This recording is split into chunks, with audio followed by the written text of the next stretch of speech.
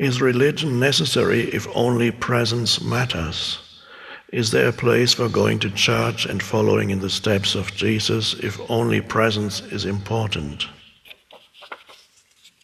The question is specifically about focusing on Christian religion, but the answer, I suppose, I don't know what the answer is going to be, but it's going to be probably also refer to other religions. Religions in general. Is religion necessary? It depends who you are on the level of the form. For some people, it can be necessary or helpful for two reasons. It can provide the more superficial reason. It can give your life a certain amount of structure, which for some people can be helpful. Regular practice gives you a feeling of comfort.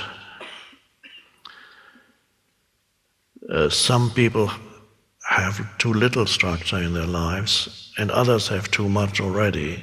More importantly, on another level, religion can either obscure the spiritual dimension within yourself, and often it does, or if used rightly, if approached rightly, if understood on a deeper level, it can help you access and stay in connectedness with that deeper level of yourself or the transcendent dimension of consciousness.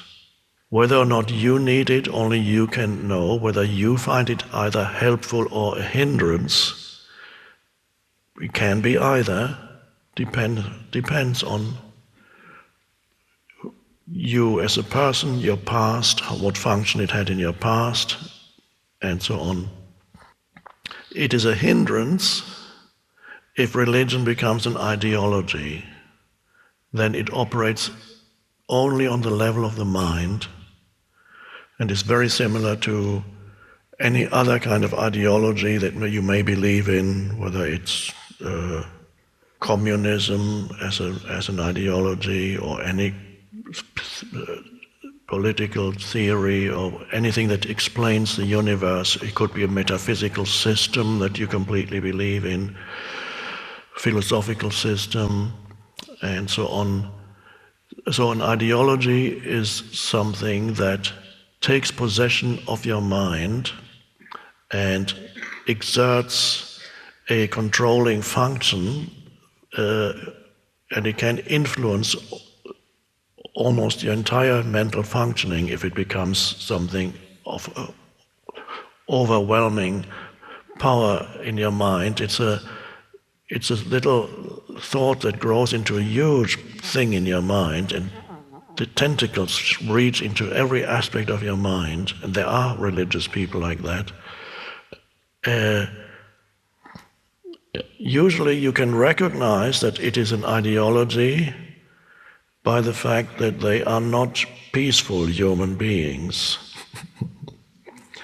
and by the fact that they have enemies, either even within their own religion or another religion. Anybody who does not agree with their ideology becomes an enemy. In the same way that people who were, not nowadays that many, were deeply believing in communism, which was a wonderful idea to start with, of course. The road to hell is paved with good intentions. It was a beautiful idea of equality.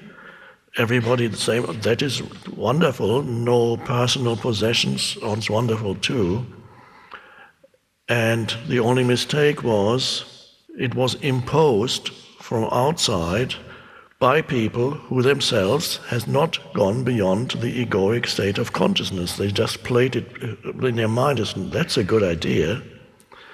And then it was imposed on other people who also were not in that state of consciousness. But most importantly, those who imposed the idea on others forced them to live it out the ideal became contaminated with ego.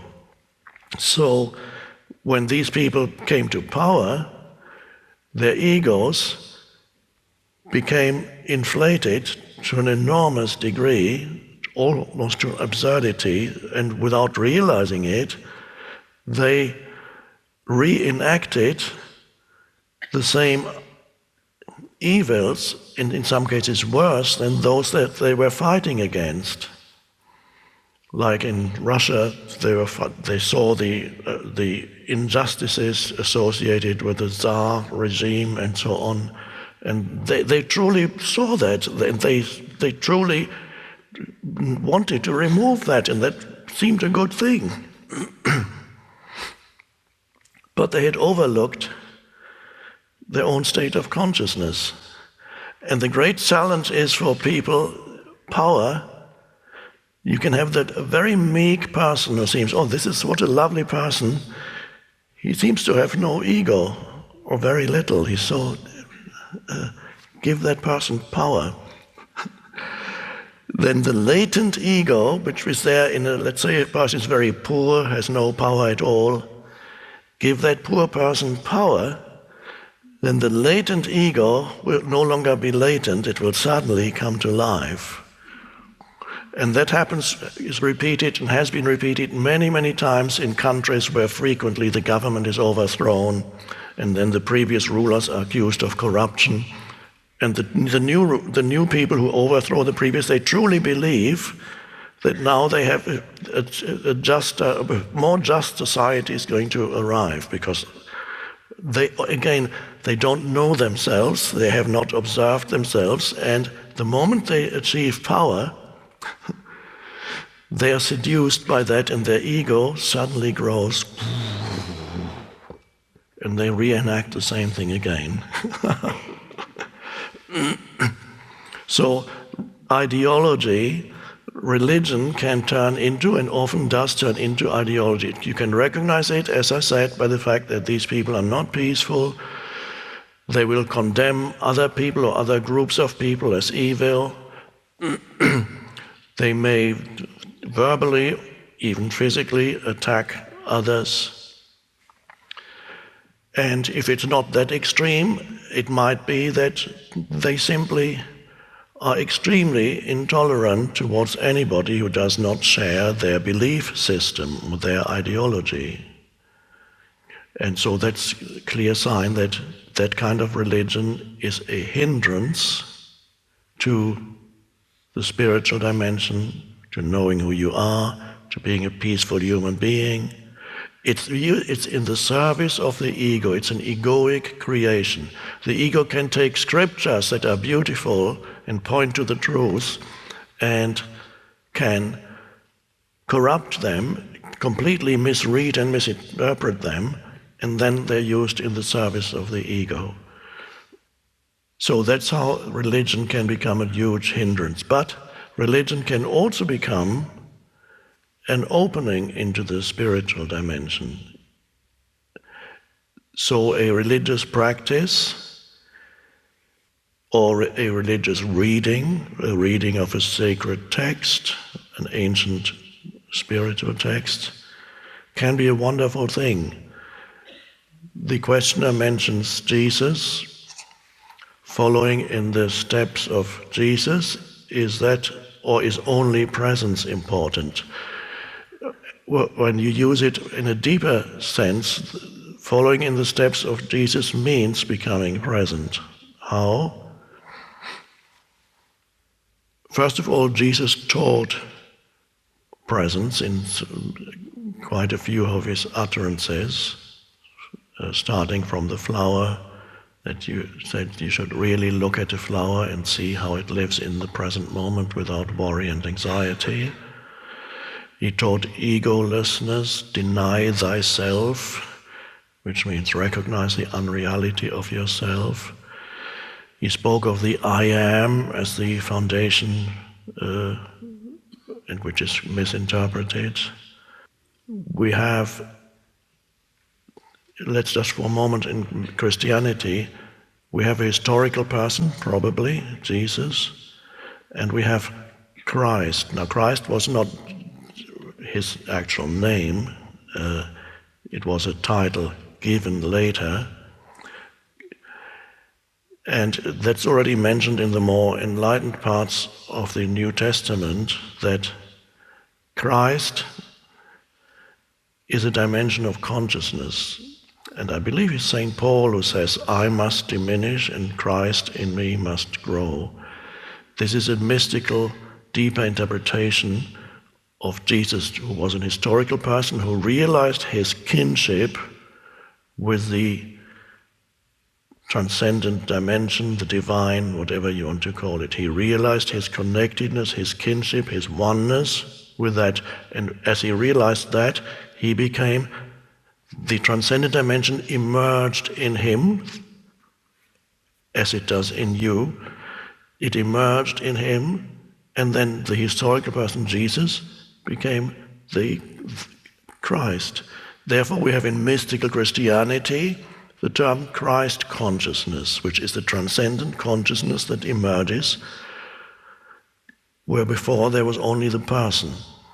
And we have in certain Buddhist traditions the term Buddha nature, that says that every human being and everything that's alive has at the core of their being is Buddha nature, or the Buddha as the reality of who you are. That's the teaching in some Buddhist traditions.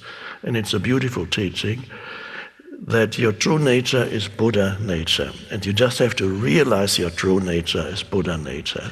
Isn't that what we've been talking about? It's just a different name attached to it. In mystical Christianity, it's Christ consciousness.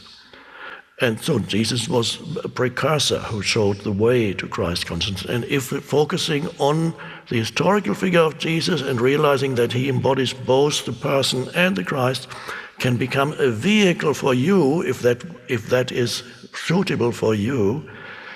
And if you still feel drawn to Christianity or any or other religion, that is the way for you to go deepen that, rather than think you have to move into something else. But if that doesn't work for you, then fine. Then walk away and find Christ consciousness somewhere else. And some people don't need any religious structure anymore. This is for the first time, perhaps, in the evolution of humanity, there's spirituality that exists outside of formalized religions. And that's an amazing thing.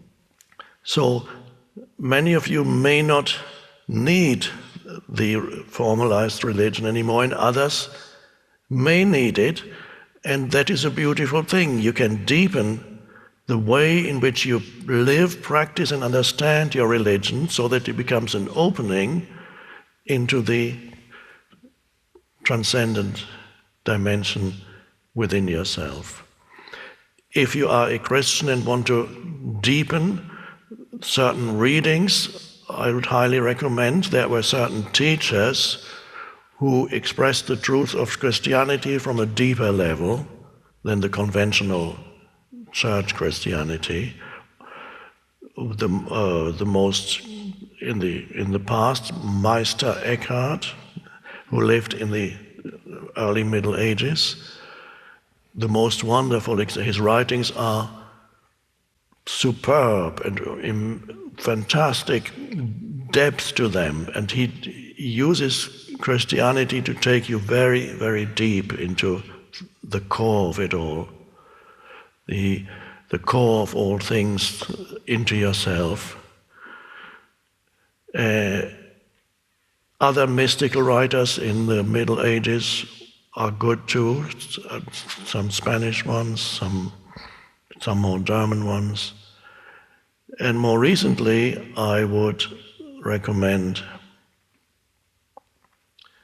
Course in Miracles, which uses Christian terminology throughout, which to some people is obnoxious, can't stand it, and others say, oh, now I understand it in Christianity much better. And Joel Goldsmith, he was a teacher in the 50s and 60s, also reinterprets Christianity and makes it deeper, discovers the depth dimension that's there.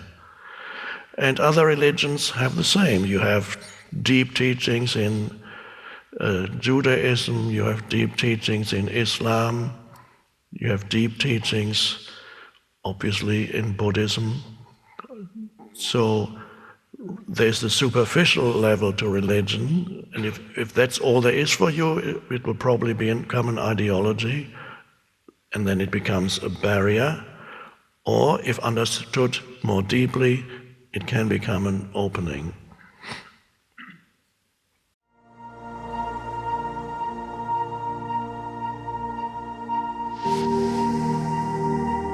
This mind-made sense of self is also much more focused on the negative than the positive. To be free, you awaken to who you are beyond your history and your life situation.